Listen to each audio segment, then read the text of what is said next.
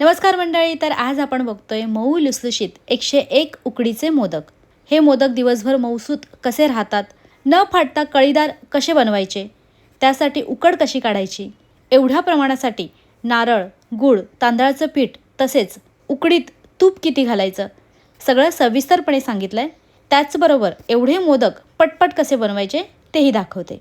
त्यासाठी video skip न करता शेवटपर्यंत बघा. सगळ्यात आधी साहित्याचं प्रमाण बघूयात. तर इथे मी 8 नारळ घेतले आहेत. चांगलं पाणी असलेला जरा वजनदार नारळ बघून घ्यायचा. हे नारळ मध्यम आकाराचे आहेत. नारळ किती मोठा किंवा छोटा आहे त्यापेक्षा तो किती वजनदार आहे असा बघून घ्यावा. कारण कधीकधी बघा छोट्या नारळाचा पण भरपूर चव होतो आणि कधीकधी नारळ मोठा असतो पण त्याचा थोडासा चव पडतो. आता गुळाचं प्रमाण बघूयात. तर एवढ्या प्रमाणासाठी मी 2 किलो देशी गूळ घेतला आहे. त्यातील किती गूळ वापरलं ते मी पुढे दाखवतेच. सर्व नारळ विळीवर खोवून घेतले. त्यानंतर त्यात कुठे नारळाचे केस किंवा कडक तुकडे वगैरे पडले असतील तर ते व्यवस्थित बघून निवडून घेतलं. मग ते आपण घरच्यांसाठी असोत किंवा बाहेरची ऑर्डर असो, चवीबरोबर स्वच्छताही तितकीच महत्त्वाची. मी नेहमीच मोदक बनवते. ही वाटी भरून नारळाचा चव असेल तर मी बनवते त्या साईजचे 7 मोदक होतात. सकाळी 10 वाजता 101 मोदक रेडी करायचे होते, त्यामुळे रात्रीच मी नारळ खोवून फ्रीजमध्ये ठेवले. शक्य असेल तर आदल्या रात्रीच सारण बनवून ठेवा. त्यानंतर 2 किलो गूळसुद्धा मी रात्रीच बारीक चिरून डब्यात भरून ठेवला, म्हणजे सकाळचा बराच वेळ वाचतो. गूळ असा जरा नरम बघून घ्यायचा. सगळ्यात आधी मोदकांसाठीची उकड काढून घेते. त्यासाठी गॅसवर जाड तळाचं मोठं भांडं ठेवलं आहे. ह्यात पाणी घालूया. तर 1 पातेलं पाणी घातलं आहे. प्रमाण सांगते, जेवढा नारळाचा चव असेल त्याच्या पाऊण प्रमाणात मी पाणी घेते. आणि हे 1 वाटी दूध घालूया. दूध घातल्याने मोदकाचा रंग सुरेख येतो आणि उकड छान मऊसूत होते. ह्यात तूप घालूया. तर 2 चमचे तूप आणि 2 चमचे तेल घातलं आहे. तेल तुपाचं प्रमाण योग्य पाहिजे, तेव्हाच उकड छान होते. साधं सोपं प्रमाण. 1 नारळाच्या उकडीसाठी अर्धा चमचा तेल किंवा तूप वापरा, किंवा दोन्ही मिळून घालत असाल तर पाव चमचा तूप आणि पाव चमचा तेल घ्या. चमचा मध्यम आकाराचा आहे, त्याप्रमाणे मी 8 नारळांसाठी 2 चमचे साजूक तूप आणि 2 चमचे तेल वापरले. त्याचबरोबर मोदक छान चमकदार होण्यासाठी ह्यात 4 चमचे साखर घालूया. ह्याने मोदकाची पारी अगोड न होता छान चवदार होते. पाण्याला एक मोठी उकळी आली पाहिजे. अशी खळखळून उकळी आल्यानंतर आता गॅस पूर्णपणे कमी करायचा. त्यानंतर ह्यात घालूया तांदळाचं पीठ. तांदळाचं पीठ चाळणीने व्यवस्थित चाळून घेतलं आहे. शक्यतो जेवढं दूध पाणी असेल तेवढंच पीठ ह्यात बसतं, पण तांदळाच्या प्रकारानुसार थोडंफार पीठ कमी जास्त लागू शकतं. त्यामुळे पीठ घेताना जेवढं दूध पाणी घेतलं असेल तेवढंच घ्या, पण थोडंसं पीठ बाकी ठेवा. जरा मिक्स केल्यानंतर अंदाज घेऊन घाला. दूध घातलं होतं म्हणून मीठ मी आधी न घालता आत्ता घालते. तर ह्या चमच्याने 2 चमचे मीठ घातले. मी घेतलेला चमचा खूप मोठा किंवा अगदीच छोटा नाही, मध्यम साईजचा आहे. कमी गॅसवर सर्व व्यवस्थित मिक्स करून घ्यायचं. मी घेतलेलं सर्व पीठ घातलं आहे. उकड बघू शकता. जास्त पातळ किंवा अगदी कोरडंही नाही, परफेक्ट झालं आहे. 2.5 ते 3 मिनटं पीठ व्यवस्थित मिक्स केलं. आता गॅस बंद. त्यानंतर ह्यावर लगेचच झाकण ठेवायचं, म्हणजे आतील वाफेत पीठ व्यवस्थित शिजतं. 15 ते 20 मिनटं हे असंच झाकून ठेवलं. तोपर्यंत मोदकासाठीचं सारण बनवून घेऊया. त्यासाठी गॅसवर जाड तळाचं पसरट भांडं ठेवलं आहे. यात घालूया 5 चमचे साजूक तूप. आणखी तूप नंतर घालणार आहे. बारीक चिरलेला गूळ घालूया. गुळाचं प्रमाण कसं ठरवायचं? कुठल्या तरी एका भांड्याने खोवलेला नारळ मोजायचा. तर ह्या भांड्याने 4 वाटी नारळाचा चव होता, त्यासाठी त्याच्या अर्ध्या प्रमाणात म्हणजे 2 भांडी बारीक चिरलेला गूळ घेतला. नारळाचा चव भांड्यात भरताना हलकंसं दाबून भरायचं, म्हणजे गोडी बरोबर होते. वजनाने 2 किलो गूळ घेतलेला, पण त्यातील पाव किलो गूळ राहिला, म्हणजे मला एवढ्या प्रमाणासाठी एकूण 1.25 किलो गूळ लागला. आणि तांदळाचं पीठ 1.5 किलो लागलं आहे. साहित्याचं योग्य प्रमाण मी डिस्क्रिप्शन बॉक्समध्ये दिलेलं आहेच. मध्यम आचेवर सतत मिक्स करत गूळ विरघळला की लगेचच यात घालूया नारळाचा चव. गूळ बारीक चिरून घेतलेला, त्यामुळे 2 मिनटातच विरघळला. अर्धं खोबरं घालून आधी हे मिक्स करते. त्यानंतर उरलेलं खोबरं पण घालून चांगलं एकजीव करून घेते. गूळ आधी वितळवून घेतल्याने सारणात लवकर मिक्स होतं, पण गूळ जास्त शिजवायचा नाही, म्हणजे विरघळला किंवा थोडाफार गरम झाला की लगेचच त्यात खोबरं घालायचं. गुळाचा पाक होऊ द्यायचा नाही, नाहीतर मोदक बिघडतील. जास्त पातळ दिसत असेल तर गॅसची फ्लेम थोडा वेळ मध्यम ठेवू शकता. 10 ते 12 मिनिटात बघा गूळ पूर्णपणे वितळल्याने जरा पातळसर दिसतंय, पण पुढे बघायलाच अजून थोडा वेळ परतलं की बरोबर होईल. आता यात घालूया काजू बदामची जाडसर भरड. काजू बदाम घालणं पूर्णपणे ऑप्शनल आहे, नाही घातलं तरी चालेल, पण थोड्या प्रमाणात घातलं की चव छान येते. म्हणजे मी 8 नारळांसाठी 10 काजू व 10 बदाम घातले.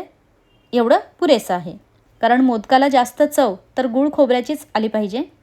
खसखस आता माझ्याकडे नव्हती म्हणून मी नाही घातली, पण असेल तर 2 चमचे खसखस भाजून घातली तर छानच. हे सतत मिक्स करत राहायचं. काजू बदाम पावडर घातल्यानंतर मी ह्यात आणखी 3 चमचे तूप घातलं, म्हणजे एकूण 8 चमचे तूप घातलं. एका नारळासाठी 1 चमचा साजूक तूप, याप्रमाणे 8 नारळांसाठी 8 चमचे तूप. साधारण 15 मिनिटात आपलं सारण बरोबर झालं आहे. हे खूप पातळ नको, पण हलकंसं ओलसर पाहिजे, म्हणजे मोदक छान रसरशीत होतात. आता शेवटचा अर्धा मिनिट गॅस मोठा करून मिक्स करते, त्यानंतर गॅस बंद. मला एवढं सारण शिजवायला 15 ते 16 मिनटं लागली. गॅस बंद केल्यावर सारण गरम असतानाच यात 2 चमचे तांदळाचं पीठ घालून पुन्हा मिक्स करते, म्हणजे सारण बाहेर येणार नाही. त्यानंतर एकदम थोडंसं पाव चमच्यापेक्षाही कमी मीठ आणि 2 चमचे वेलची पावडर घातली. ही फक्त वेलची पावडर आहे. साधारण 15 ग्रॅम वेलची मी तव्यावर हलकीशी भाजून त्याची पावडर केलेली. थोडंसं मीठ घातल्याने सारणाला चव छान येते, पण तुम्ही गुळाची चव घेऊन बघा. बऱ्याचदा गुळातसुद्धा मीठ असतं, तसं असेल तर सारणात मीठ घालू नका. त्यानंतर जायफळ अगदी बारीक किसणीने किसून घालूया. तर अर्ध्यापेक्षा थोडंसं कमी जायफळ घातलं आहे. मिक्स करून आता हे संपूर्णपणे थंड करून घेते. आपलं सारण रेडी आहे. इतक्या वेळात 16 ते 17 मिनटं झाली. झाकून ठेवलेलं पीठ बघूया. पिठाला मस्त वाफ बसली आहे. गरम असतानाच पीठ मळून घेते. तर 2 भागात हे पीठ मी दोन्ही हातांनी चांगलं जोर लावत लावत मळून घेतलं.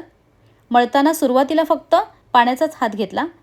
महत्त्वाचं म्हणजे हे पीठ थंड होऊ न देता गरम असतानाच मळायचं.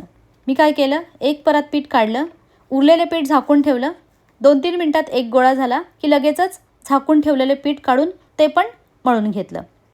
म्हणजे जास्त प्रमाण आहे, पीठ थंड व्हायला नको, त्यामुळे एकच गोळा आधी खूप जास्त वेळ मळत बसली नाही. थोडंसंच मळून पीठ फक्त एकत्र करून घेतलं. अजून हे पीठ बरंच मळायचं आहे. आता ह्याचे 4 भाग करून एक भाग आधी व्यवस्थित मळून घेते. थोडा थोडा पाण्याचा हात घेऊन 5-6 मिनटं मळलं. असं मऊ होईपर्यंत पीठ मळायचं. त्यानंतर आता तुपाचा हात घेऊन मिनिटभर मळते. सर्व पीठ ह्याचप्रमाणे मळून घेतलं. एवढं पीठ मळायला मला जवळपास अर्धा तास लागला. हे पीठ जेवढं व्यवस्थित मळाल तेवढेच मोदक पटापट वळले जातात. मळलेले पीठ झाकून ठेवलं. सारण आता बऱ्यापैकी थंड झालं आहे. पुन्हा जरा वर खाली करून घेते, कारण प्रमाण जास्त आहे. आता एकसारखे मोदक येण्यासाठी काय करायचं बघा. एखादा चमचा वगैरे घेऊन ह्याचे एकसारखे गोळे करून ठेवायचे ह्याप्रमाणे. खरं तर आमचं सारण अजून थोडंसं कोमटच आहे. पूर्ण गार झाल्यावर ह्याचे छान गोळे होतात. आमची घाई होती, आम्हाला प्रॅक्टिस आहे म्हणून चालून गेलं, पण तुम्ही सारण पूर्णपणे थंड झाल्यावरच मोदक बनवा. वाटल्यास सारण आदल्या रात्री बनवून ठेवलं तरी चालेल. पिठाचे पण एकसारखे गोळे करून झाकून ठेवायचे, म्हणजे मोदक पटापट होतात. त्यानंतर असं पुरी प्रेसवर एखादा प्लास्टिक ठेवून त्याला तूप किंवा पीठ लावून घेतलं. ह्याप्रमाणे प्रेस करून मोदकची पारी तयार. आपल्याला पारी कितपत पातळ हवी आहे त्याप्रमाणे करू शकता. मोदकाची पारी पातळ असावी, पण अति पातळही करू नका, नाहीतर मोदक वाफवल्यानंतर फुटण्याची शक्यता असते. मी तर म्हणेन वेळ असेल तर पारी हातावरच बनवा. त्यानंतर मधोमध सारणाचा तयार गोळा ठेवून ह्याप्रमाणे मोदकाच्या पाकळ्या करून घेतल्या. आम्ही 4 जणांनी मिळून मोदक तयार केलेले. म्हणजे एकाने पिठाचे गोळे बनवले, एकाने पारी बनवली आणि आम्ही दोघींनी मोदकाला पाकळ्या बनवून मोदक तयार केले. जमतील तेवढ्या एकसारख्या पाकळ्या करायच्या. पाकळ्या करताना बोटांना कोरडं पीठ, तेल, तूप आपल्याला जे जमेल ते वापरू शकता. सारणाचा गोळा हलकासा पसरवून पाकळ्या न मोडता ह्याप्रमाणे मोदक वर उचलत न्यायचा. सर्व पाकळ्या एकीकडे झुकवायच्या. वर आल्यावर ह्याप्रमाणे इथे व्यवस्थित पॅक करून छानसं टोक काढायचं. हाताने असं थोडंसं फिरवलं की मोदक सुबक दिसतो. जास्त मोदक बनवताना कुठली काळजी घ्यायची हे मी पुढे सांगतेच. आता चाळणीला तूप लावून त्यावर हे मोदक ठेवून घेतले. पाण्याला उकळी आल्यानंतर नेहमीप्रमाणे मोदक वाफवून घ्यायचे. थोडासा पाण्याचा हबका मारायचा, म्हणजे मोदक फुटत नाही. त्यानंतर झाकण देऊन 13 ते 15 मिनटं मोदक वाफवून घेऊया. मोदकासोबत एखादी करंजीसुद्धा बनवायची. तर हे मोदक मी पहिली 5 मिनटं हाय फ्लेम आणि त्यानंतर मिडियम फ्लेमवर वाफवले. 2 मिनटं वाफ जाऊ दिली की पाण्याच्या हाताने लगेचच काढून घ्यायचे. असे मऊ लुसलुशीत मोदक बनवण्यासाठी पीठही तितकंच महत्त्वाचं आहे.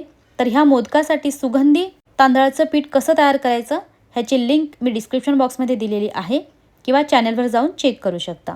हे मोदक दिवसभर छान मऊसूत राहतात, आतून छान रसरशीत होतात. खरं तर मी 1.5 किलो पिठाची उकड काढली, पण त्यातील पीठही उरलंय. म्हणजे आपण पारी एकदम पातळसर केली, सारण भरपूर घातलं, त्यामुळे पीठ कमी लागलं. पण ते उरलं तर चालेल, म्हणजे त्याच्या आपण भाकरी वगैरे करू शकतो, पण वेळेवर कमी पडायला नको. कारण प्रत्येकाची पारी कमी अधिक जाड असू शकते, त्यामुळे पीठ थोडं जास्त केलं तरी हरकत नाही.